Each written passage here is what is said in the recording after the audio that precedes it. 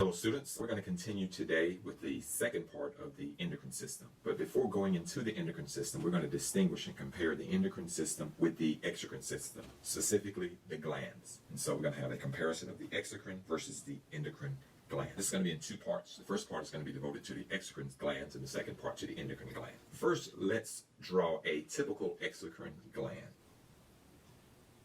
Okay, here we have a typical exocrine gland.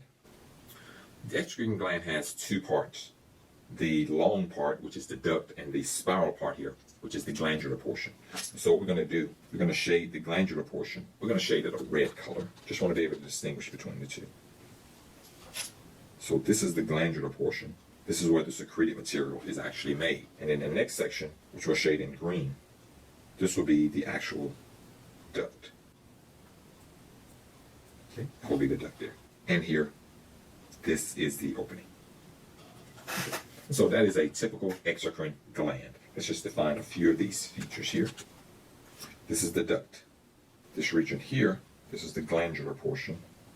And the glandular portion, that's where the actual product is made and is excreted to the surface. The gland shown here is a sweat gland. We're going to draw the skin so that we'll know that's what we're dealing with.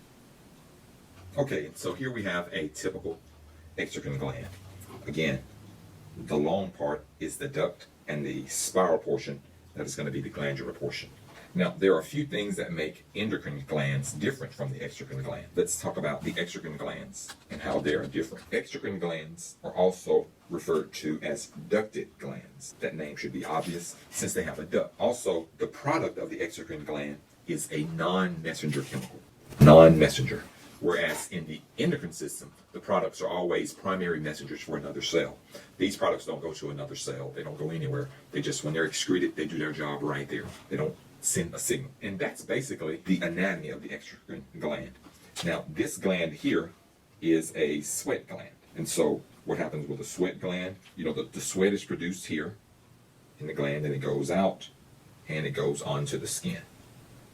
It does its job right there. It's excreted and it does its job. And so this is a sweat gland.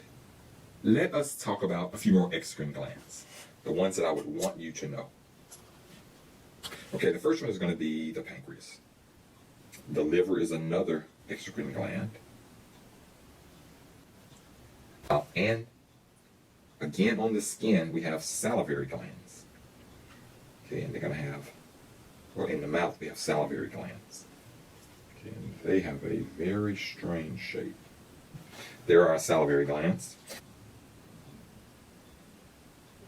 So we have just a few representative exocrine glands. We have the pancreas, the liver, and the salivary gland. And we've already shown the first one, which is the sweat gland in this case. The pancreas secretes enzymes into the duodenum. So we're just going to put here enzymes. Pancreatic fluid, which has a lot of things in it. The second one is going to be the liver, and the liver secretes bile into the bile ducts. And our last one here is the salivary gland here. And of course, the salivary gland secretes saliva. And so these are four representative exocrine glands. And remember, the exocrine glands, this section is only covering the exocrine glands, part one. The exocrine gland has this glandular portion here, and it has a long portion that excretes the substance either to the outside or to the inside of some opening. This is the duct. Exocrine glands are called ducted glands, and their chemicals are non-messenger. Shown here on the left is a sweat gland. Other representatives of the exocrine gland include the pancreas, which secretes pancreatic fluid, which has lots of enzymes in it, into the intestines, the liver, which secretes bile, and the salivary glands, which of course secrete saliva. And this is our overview of the exocrine glands. Hope that you've learned something here.